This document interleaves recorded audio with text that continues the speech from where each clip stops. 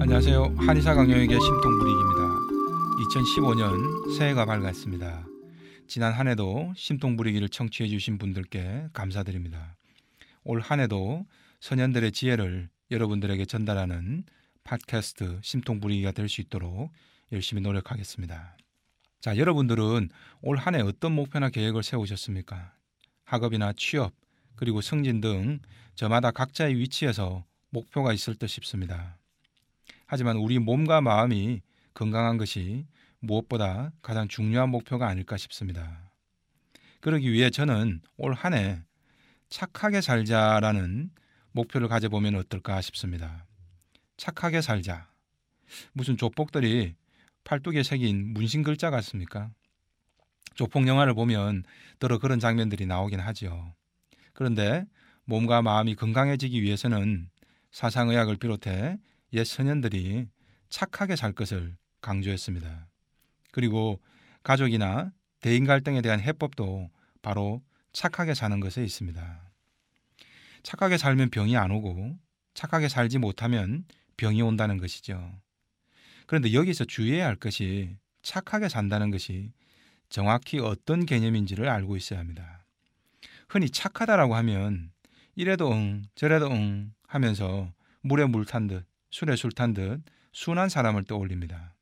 그리고 억울한 일을 당해도 아무 소리 하지 않고 참는 사람을 착하다라고도 말하죠.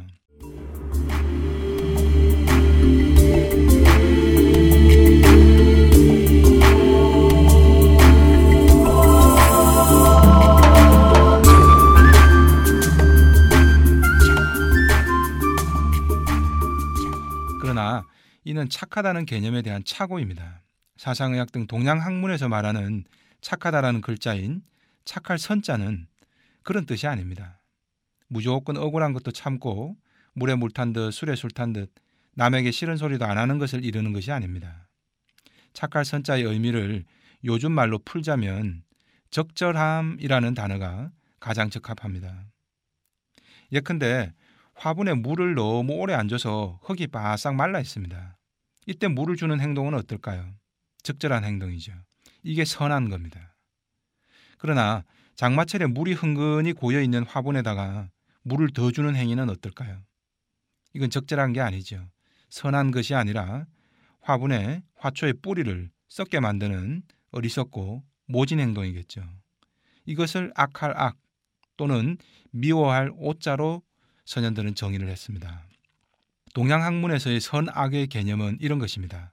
단순히 화초에 물을 준다는 개념만으로는 착하다, 악하다라고 말할 수 있는 것이 아니라 어떤 상황에서 물을 주느냐에 따라서 때로는 물 주는 행위가 매우 선한 행동이 되기도 하고 때로는 매우 악한 행동이 되기도 하는 것이죠.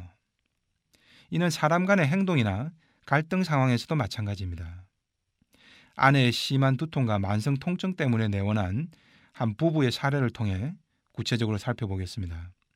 아내분은 1년 이상 만성 두통 때문에 진통제를 달고 삽니다. 그래도 차도가 없고 언젠가부터는 양팔의 피부가 따끔따끔하더니 살갗이 막 아립니다. 그리고 관절 마디마디가 다 아프다고 호소합니다. 당연히 큰 병원에 들러서 머리는 MRI 촬영을 했고 또 팔이 아프고 저리기도 하니까 이건 목 디스크 가능성이 있으니까 이런저런 검사도 받았다고 합니다.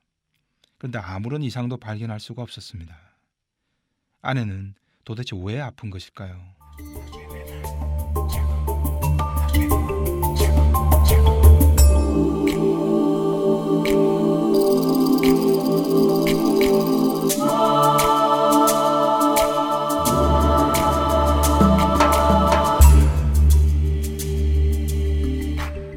상담 결과 가족 갈등 때문에 빚어진 화병이었습니다. 사연인즉 시아버지 때문에 아내는 결혼 전부터 심한 소가리를 해왔다고 합니다. 결혼 전부터 시아버지가 우리 아들은 전문직인데 며느리감은 전문직이 아니라는 이유로 결혼을 반대했다고 합니다. 심지어 상견례까지 마치고 결혼 날짜까지 잡아놓은 상황에서 시아버지가 사돈댁에 이 결혼 허락 못하겠다고 전화까지 해서 대판 난리가 났었다고 합니다. 우여곡절 끝에 결혼에 꼴이 나고 나서도 시아버지의 아들 내외에 대한 무례는 반복됐습니다. 며느리 사랑은 시아버지라는 말이 전혀 해당되지 않는 분위기죠. 그럼에도 아내와 남편은 주말마다 시아버지를 찾아뵙는 등 자식된 도리를 잘 해왔습니다.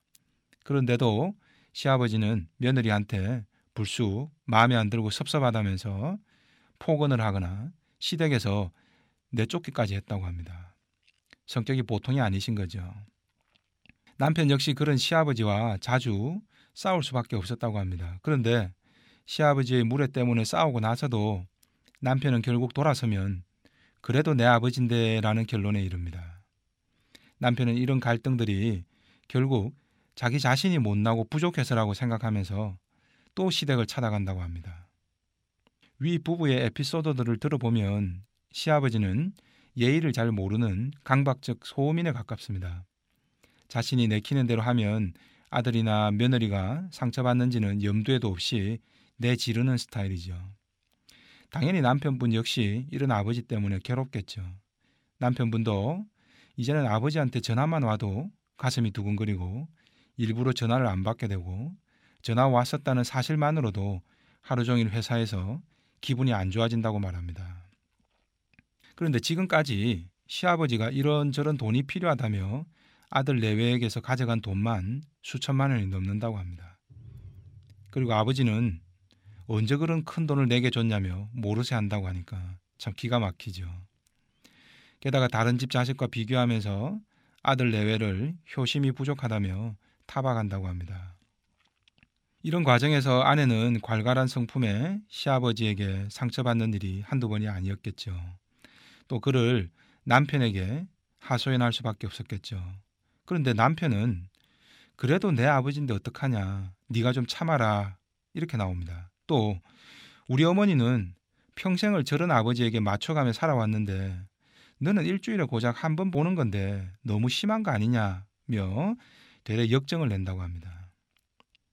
아내는 시아버지 일 자체로도 힘든데 시아버지 문제로 다시 또 남편과 싸우게 되면 더 힘들어집니다. 그래서 이제는 가급적 아내도 그냥 참아버리는 방식으로 문제를 넘긴다고 합니다. 남편은 아버지가 그래도 마지막에 우리 결혼을 허락해 주신 것이 늘 감사하게 생각하는 이유라고 말합니다. 아내도 우리 남편이 성정이 워낙 착해서 그런 것 같다라며 스스로 위안하고 그런 착한 남편을 만난 것도 내 복이다라며 내 마음을 다스려 봤다라고 합니다.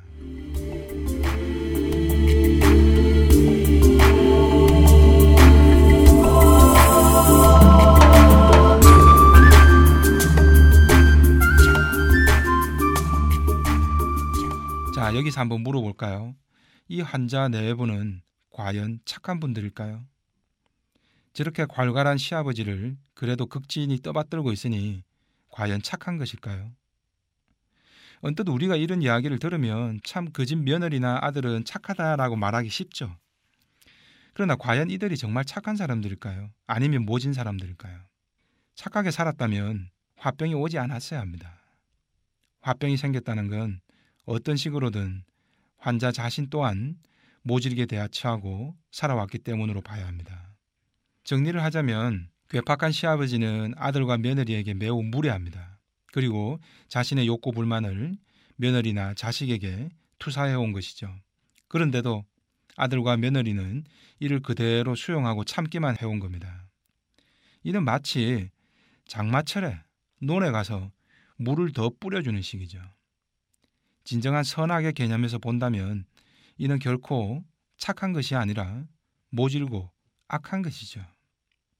아무리 검사를 받아도 원인조차 알 수 없는 아내의 두통과 여러 질병들은 왜 생긴 것일까요? 아무리 마음을 다스리려고 해도 시아버지의 계속된 무례를 감당하기가 쉽지 않은 겁니다. 아내의 마음 속에서 분노와 같은 부정적 정서가 계속 누적되어 온 것이죠.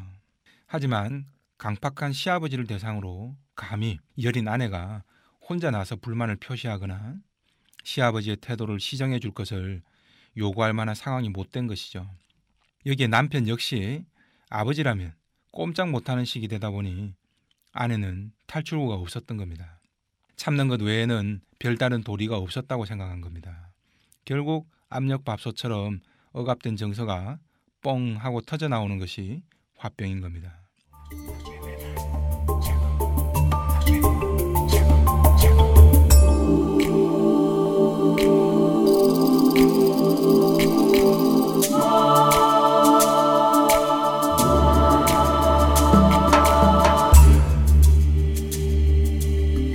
결론적으로 아내와 남편 그리고 시아버지 모두 착하지 못해서 생긴 병입니다.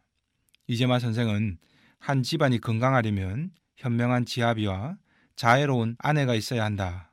그렇지 못하면 효부, 효손이 병들게 된다라고 했습니다. 오늘 소개한 가족 갈등 사례가 딱 그런 예죠. 시아버지는 무례와 남 탓하는 투사, 아들이 혹은 아들 내외가 힘을 합쳐 단호하게 막아야 합니다. 이를. 그렇지 않고 내 아버지인데 라며 계속 끌려다닌 것은 효도가 아니라 부모의 노예로 사는 것이나 다를 바 없는 것입니다. 시아버지의 태도는 아들의 어정쩡한 태도로는 좀처럼 바뀌기 어려울 것입니다. 때로는 부모 자식 간에 연을 끊을 각오까지 하고 단호하게 맞서야 시아버지의 태도 변화를 조금씩 끌어낼 수 있습니다. 이런 상황에선 그게 적절한 것이고 선한 것이죠. 그런데 지금까지 남편의 선택은 결과적으로 선한 것이 아니라 모질고 악한 선택이었던 겁니다. 아내 역시 마찬가지입니다. 한없이 참고 또 참다 보니까 결국 자신의 내면에서 일어나는 분노를 제대로 처리하지도 못한 것이죠. 그러고는 착한 남편이라 어쩔 수 없다는 착각을 해온 것이죠. 결국 자기 자신에게 가장 모진 사람은 바로 자기 자신인 셈입니다.